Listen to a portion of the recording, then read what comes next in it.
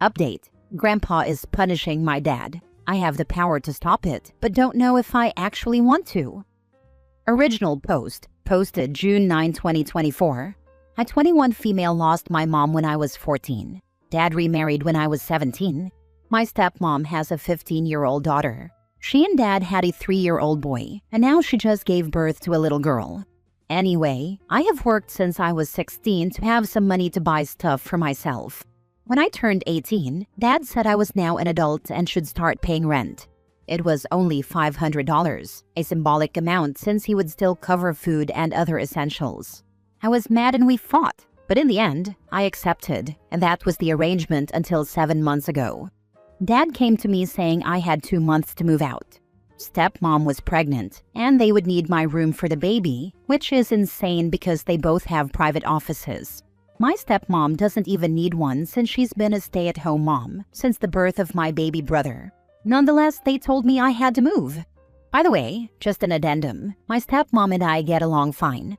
We don't fight or bicker. I don't think this was an evil stepmom moment, but who knows. My stepsister and I are actually pretty close. I help her with homework and talk about her personal problems.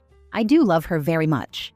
Back to the story, I didn't know what to do. I'm going to college. I want to be a civil engineer and work part-time. I don't have the means to live by myself. So I called my aunt, asking if I could move in with her for the time being until I figured something out. I offered to pay rent and all. She was aghast at what Dad was doing. She said I absolutely could live with her, no rent needed, but also said she was going to deal with my dad. The next day, Grandpa came to our house, and they talked privately. I could hear my dad's angry voice, but couldn't understand anything being said. After a while, Grandpa came to my room and said I had 3 choices. The first was to continue living with Dad and stepmom like I was doing. Nothing would change except I wouldn't pay rent. The second was moving in with him and Grandma, or my aunt. The third was finding a place of my own, and he would pay the rent and costs for me. He said I didn't need to choose now. I could keep living with Dad, and if I changed my mind, just tell him. I was actually relieved I could still live with Dad and that this madness was over. But in the following days and weeks, Dad and stepmom were very hostile toward me, and I felt incredibly uncomfortable being in my own home. Even Cassie picked this up and asked me why they were angry at me. So I decided to move out and told Grandpa. He said he would take care of everything. A few weeks later, he moved me into one of his rental units. The apartment is lovely. He bought me a fridge, stove, and other essential items. He gave me a check for $15,000, saying this money was to help me start living on my own, and that as long as I was working or studying, I could live there rent-free for as long as I wanted. My dad and I have been pretty low contact since I moved out. He's never come to visit me, nor have I visited them. I miss them a lot, especially my stepsister, but I'm still hurt. 2 weeks ago, my stepmom gave birth. I visited them in the hospital. It was a little awkward, but nice seeing them and my baby sister. Anyway, a few days ago, Dad called me saying he misses me, the children miss me, and I should move back home.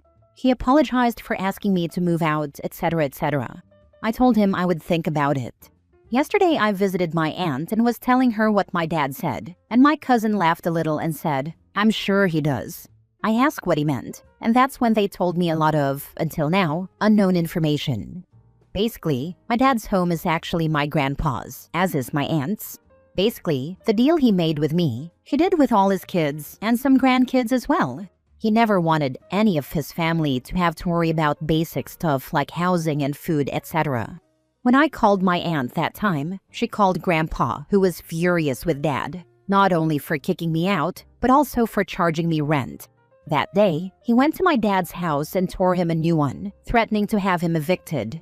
But now for the petty part. You know that $15,000 Grandpa gave me? It's actually what I paid Dad in rent all that time. And now he's making Dad pay him back. Also, he's charging Dad $1,200 for the rent loss on the apartment I'm living in.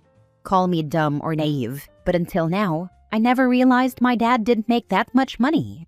We lived in a great house, always went on vacations, and lived very comfortably. But I guess Grandpa has always been helping behind the scenes. Now my cousin thinks Dad is struggling, with 3 kids at home, a single income, and having to pay it back to Grandpa. So he says Dad wants me back, because he imagines Grandpa will stop punishing him if I'm back living with them. Honestly, I don't know what to do.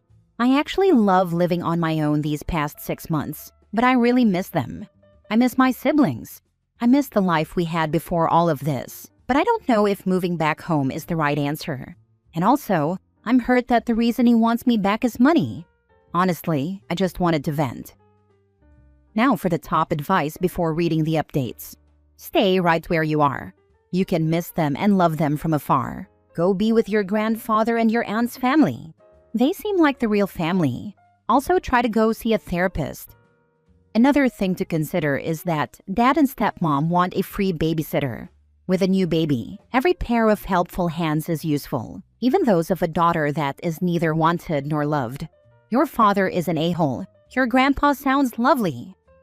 I'm so very sorry that your father has hurt you so much. He doesn't want you though. He wants money.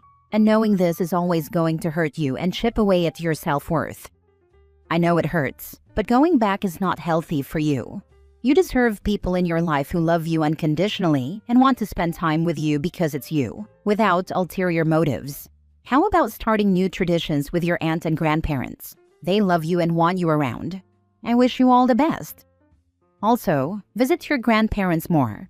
Go see them. They love you and care about you. Your dad won't even apologize. He is being selfish and a total prick. Now for the first update a week later. I wanted to give you guys an update since you've all been so helpful and kind to me. I was so overwhelmed by the support you gave me. Thanks 1,000 times. Before that, just answering some questions people had. My aunt and grandpa are from my father's side of the family. My mom's side, unfortunately, I don't have much contact with. My maternal grandparents had passed away before mom. I have uncles and aunts I see once in a while, but they don't live close. I also have 2 other uncles from my father's side. I'm close to them, but not as close as to my aunt. She was my rock when mom died. I consider her a second mom. My stepmom knew about the rent I was paying. It was implied my stepsister would need to do the same when she turned 18. But I don't know if she knew dad didn't own the house or the extent of how much grandpa has financially helped dad. To the update, Monday, the day after my post, I called dad and said I decided not to move back. I didn't mention anything I was told, just that I was well settled here and moving back seemed like a step back. But I also said I wanted to keep in contact with them. They could invite me for dinner whenever they wanted, and I also said I would love for my stepsister and brother to be able to spend time with me here at home. He was disappointed, and I didn't feel any anger in his tone at least, but he basically said, "We'll see," and left it at that. I was also disappointed. But then Friday he called me and asked if I wanted to have lunch Sunday, today. I said I already had plans with Grandpa and Grandma. He asked when I would be free, so we scheduled a dinner for Thursday. I haven't told any of this to my stepsister. We talk and text regularly.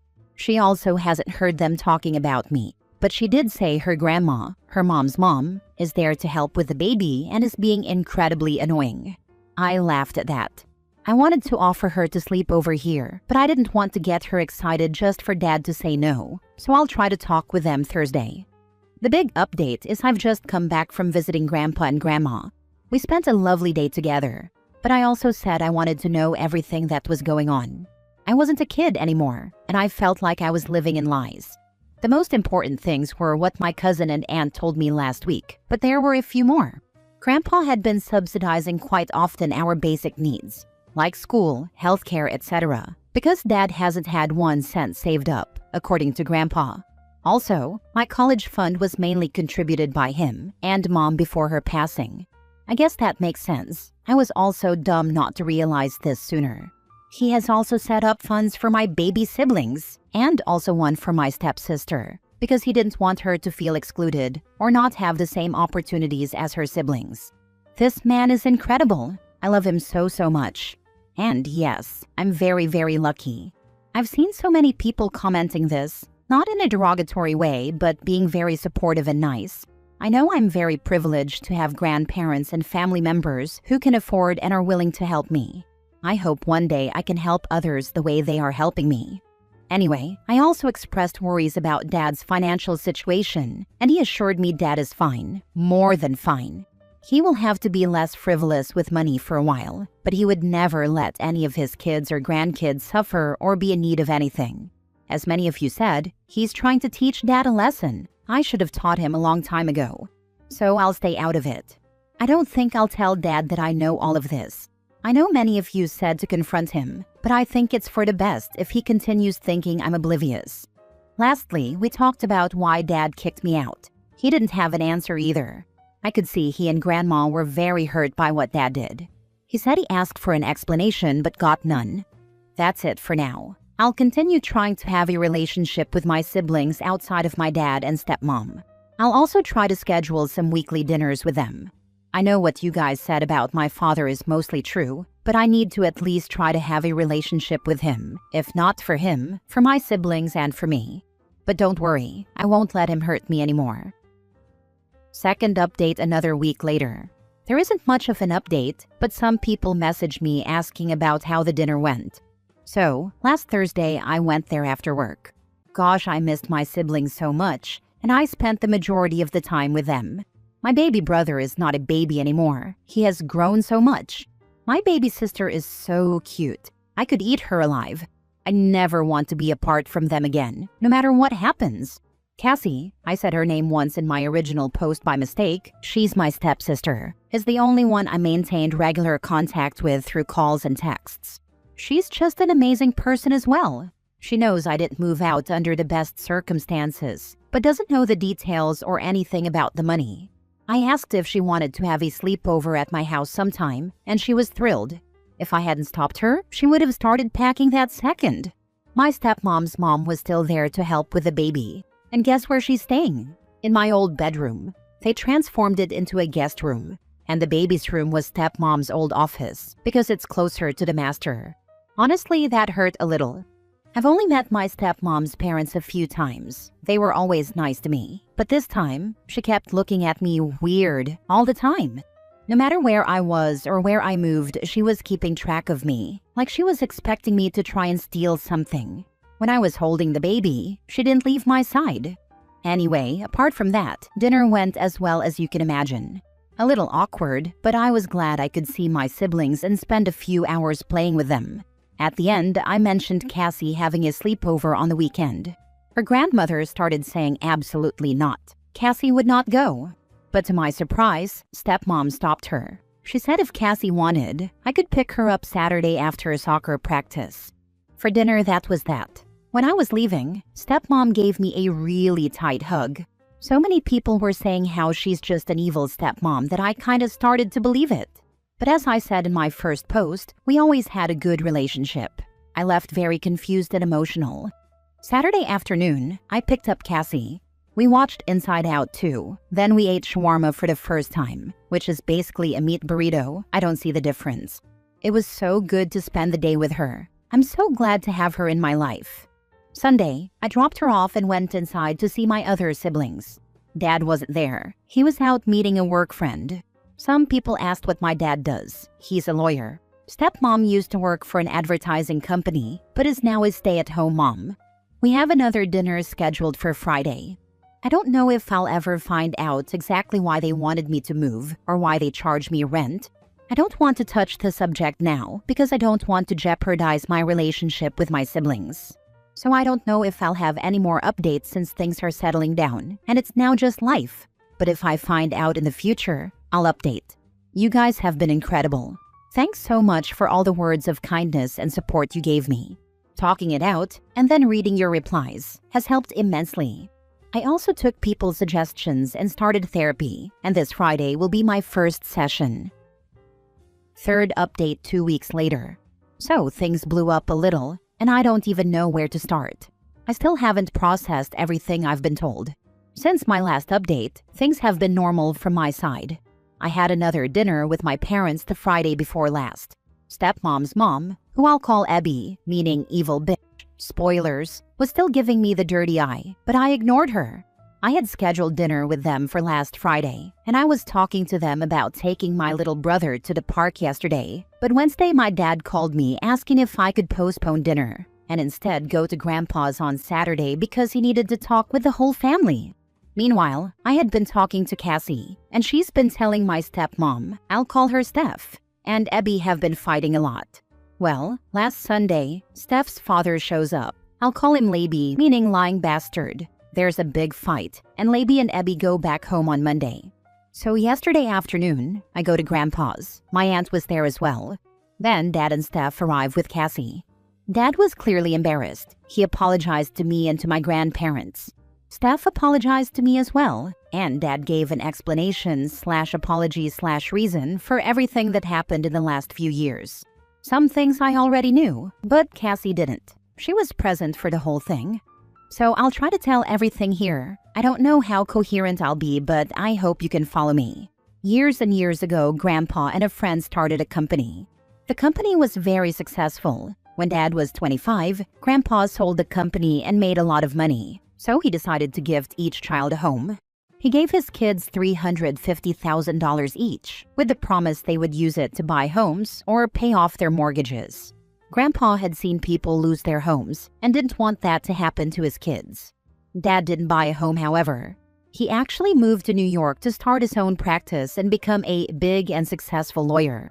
And as you can imagine, things didn't turn out so well for him. Half a decade later, he had no money left, couldn't pay rent, so he reached out to Grandpa and moved back home. Grandpa helped him find a job with a buddy of his. After a while, Dad started to put his life back together, rented a home, moved out from Grandpa's, met my mom, and started dating her. They fell in love, and after a while, he asked to marry her. Before they married, Grandpa came to them and said he would gift them a home. He had already talked with his other kids, and they were fine with it. But because he didn't trust Dad, and because the home was so Dad's future kids would always have a roof over their heads, the home would stay in Grandpa's name, and in his will, it would go directly to Dad's kids. So I was actually mistaken before. My uncles and aunt don't live in homes owned by Grandpa. Only my dad does, and I think 2 cousins of mine as well. Next thing, I was born. Life was good for a while.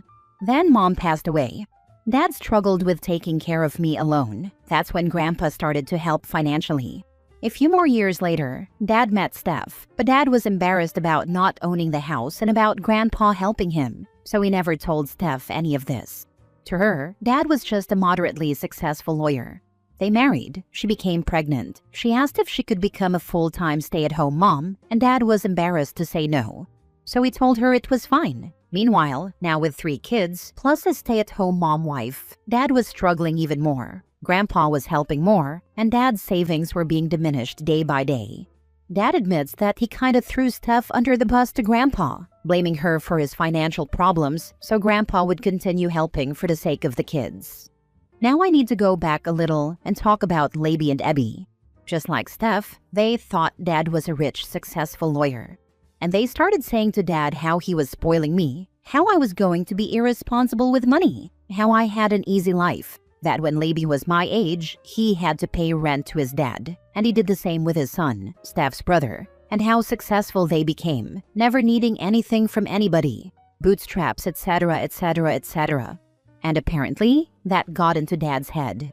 He became afraid I would be dependent on him, or more likely Grandpa, and his money, instead of being successful on my own. He became afraid I would be a failure like him, someone who still needs his dad to bail him out. So he started getting parenting advice from his in-laws. Why not ask his own dad, who's much, much more successful and raised 3 out of 4 of his kids to be successful as well? I asked, and apparently it's because he felt embarrassed. That comes up again and again and again to explain Dad's actions. Embarrassment. He didn't want Grandpa to think even less of him. Therefore, the rent idea, which was a suggestion from Labby. Dad says his initial plan was to save the money and give it to me later. But with a new kid, Steph not working, and trying to project to Steph and his in-laws that things were fine, saving the money became impossible according to him. By the way, he also lied to me at the time, saying it was a normal thing to do, that Grandpa had done it to him and his kids. Which is a lie I discovered 8 months ago, but with everything else that happened, that seemed small at the time. There's a detail that I didn't disclose in my previous posts because I didn't think it mattered, and that is I'm part of the LGBTQ community.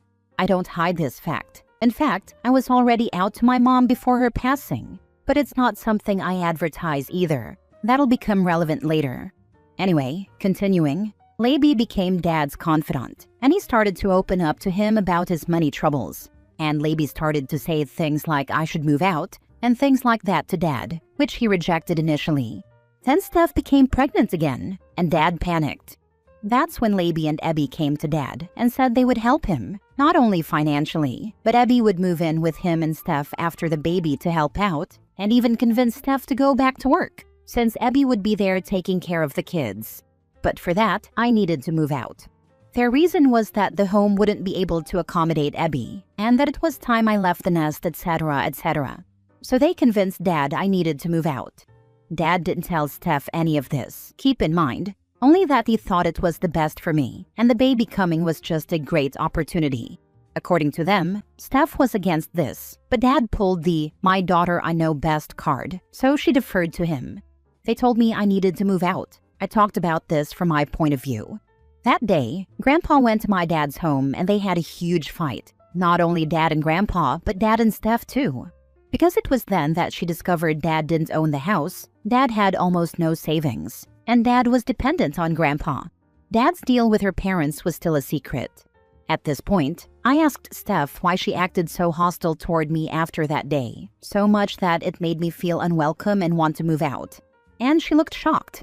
She apologized to me and started to cry, saying that she was never mad at me, but at Dad, that she had no idea she was to blame for me moving out. I was crying as well. I said it's not her fault. And guys, I know many of you have said bad things about her, and I don't blame you. But I do believe her. The look on her face when I said I felt unwelcome, and that's why I moved out. It's not something you can fake. Now I'm thinking she's as much a victim of my dad's actions as I am. And all this time, she was just trying to give me space. So going back to the events, I move out. Grandpa not only cuts Dad off from all financial support, but starts to charge him money for the house. The only thing he continued paying for was Cassie's education. Now everything is in the open, and Dad and Steph have to cut everything. Dinners, expensive foods, sell her car, etc. Labi and Ebby give them some money as well to help out. Poor Steph is stressed out, pregnant, with a lying husband. I'm actually sad for her and what she went through. I was looking at Grandpa and I could see he was as well. I don't think he realized the amount of stress he was placing on her. I don't know how he will proceed from now on regarding Dad and the house. Before the baby's born, Ebby moves in with Dad and Steph. Steph gives birth, things are normal. But with the new baby, Dad feels even more guilty over what happened, and that's when he calls me. Again, this part I already told you. Jumping to when I went to dinner the first time. Dad and Steph also recognized Ebby acting strange toward me. After I left, they talked. Nothing came from it. But Steph kept talking to Dad about her mom, and Dad started to tell her about his conversations with Ebby and Labi about money and raising kids, etc. After my second dinner, Steph confronted her mom, and they had a huge fight. Apparently, that's when she said something along the lines of, "I can't believe you're letting that slur back into your home after getting rid of her." And that's when the coin dropped for Dad, and he realized how much of a fool he had been. They kicked Ebby out. Labi came to pick her up, and they had another fight. Dad actually wanted to act as if nothing had happened, continue with me visiting and rebuilding the relationship. But Steph put her foot down and said he needed to come clean about everything, not only to me but to Cassie and everyone as well. And so we came to the present. I was crying, Steph was crying, Cassie was crying, Dad was crying, Aunt was crying, Grandpa was crying, and Grandma, who hadn't said a single word, was holding me tight. According to Dad, that's all. No more lies, no more deception. Dad and Steph left after that. I slept at Grandpa's because I was in no state to drive. Came home this morning, took a long shower, cried a lot. And now I'm typing this out to see if it helps me make sense of all of this, to make sense of my thoughts and feelings. I guess that's the end of the story. I don't know what I'm going to do now. I feel sad, angry, sorry for Steph and Cassie. I feel everything and nothing. I'll be calling my therapist tomorrow to see if we can book more sessions. I've been going every Friday, but I can't wait a whole week. On the bright side, whoever had bet evil step-grandmother won. Family therapy. Work through this. Take your time, and if you can't trust your dad after that, it's absolutely fine. He smashed everything, and I hope they both cut contact with her parents and never let them around ever again. Yesterday, the more I thought, the more afraid I became of what has become of my dad's marriage to stepmom. She has been through a lot as well in the last months and has 2 small children. I'll suggest therapy for her as well, family and individual. I also realized now that she doesn't have her mom's help with the baby anymore. Things may be even harder for her. I'll talk to her and offer whatever help I can. It appears that Abby doesn't like you because you're part of the LGBTQ community, hence the slur part. That's what Dad and stepmom have said. He said he realized she was a bigot and was trying to push me away. I never had much interaction with them. When my parents were visiting them, I usually stayed with my grandparents. So I don't know if that was the last straw for him or if they had said other things to him in the past. He never showed any signs that he didn't support me, and neither has stepmom. That's why it never crossed my mind that it had something to do with it. Now for final update over a year after the last update. First, I'm in a much better place emotionally, as last year I was a complete wreck. I'm doing very well for the most part. For those who don't remember or do not want to read my previous posts, the summary is, my father forced me to move out. Grandpa was mad at him and cut off his financial assistance that no one knew about, including my stepmom. Stepmom's parents manipulated my father into kicking me out in exchange for their financial support. Now, after everything hit the fan that day, life went back to normal more or less. We started family therapy for a while. It started promising, with Dad being willing and open. But after a while, he regressed and became less willing to put in the work until he stopped going. Me, Cassie, and stepmom continued going for a while but stopped as well. I continued with individual therapy, and my psychiatrist wants to make an evaluation for ADHD, but wants to wait until I'm fully emotionally and physiologically stable. Stepmom and Cassie continue individual therapy as well. As I imagine most could guess, stepmom and Dad ended up separating after a few months. At first it was temporary, but now there's no going back. The divorce is not finalized yet, however. Stepmom stayed in the house, as Grandpa would not accept anything else. I started going there to help stepmom with the baby and my little brother more and more until I was spending almost all my time there. So stepmom and I decided I would move back. I thought Grandpa would be disappointed, as he was very proud of how well I was doing on my own, but he looked happy when I told him. He said he'll keep that unit off the market a little longer if I ever need it. I continue going to uni, but took only a half load of classes this last year. Now I'm back to a full schedule. Fluid mechanics is a pain. Home life has actually been pretty good. Stepmom and I became really close this last year. She went back to work while I left mine to help with the kids, and I truly prefer this, as taking care of my siblings is much more enjoyable. But also Grandpa insisted on paying me to babysit. Next year, I'll start interning at a construction company owned by one of Grandpa's friends. I know many people insisted my stepmom knew everything or was somehow complicit with Dad's actions, but I truly believe and trust her. She's been almost no contact with her parents, and they are forbidden to visit. Cassie also stepped in and is helping a lot around the house, and Grandpa also insists on paying her for her time. We know this is his way of helping us without making it sound too much like charity. My baby sister is a little devil, running all over the house. The little Lucy, as I call her, that's not her name, but I do actually call her Lucy sometimes. Didn't even learn to crawl properly. She went directly to walking. We need to keep constant vigilance because it seems her head has a magnetic pull toward sharp corners. My little brother was the one hit the hardest by Dad moving out. I know these posts have painted a terrible picture of my father, and I'm not excusing anything he did, but he was a good dad otherwise, and my little brother was very attached to him. My father and I barely speak nowadays. He acts like we should all forget everything and move on, which I still cannot do. There's no formal custody agreement between him and stepmom, but he picks up my brother 2 or 3 times a month to spend the day or weekend. And now that my sister is older, hers sometimes too. Overall, I'm in a much better place than I was last year. I have an incredible family, amazing grandparents, loving siblings, and my stepmom has become a really close friend.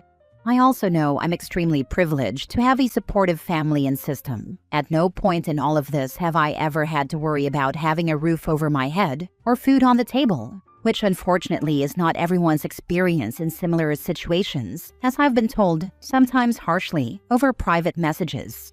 Lastly, I'd like to thank everyone who read or commented something. The support on my first post was the push I needed to stop being naive and ignore things. Posting here was a great way to help me figure out my thoughts and feelings. But I probably won't do any more updates, as I consider this chapter of my life closed now.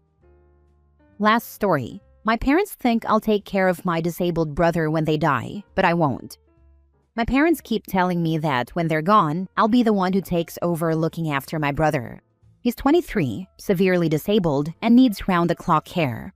I don't live at home. I've got my own life, job, and plans for the future. I have no intention of giving all that up to be a full-time carer. I've told them straight up, but they refuse to accept it. They just keep saying, I'll change my mind when the time comes, but I won't. It makes me feel awful to even admit it, because I do love him, but this isn't the life I want for myself.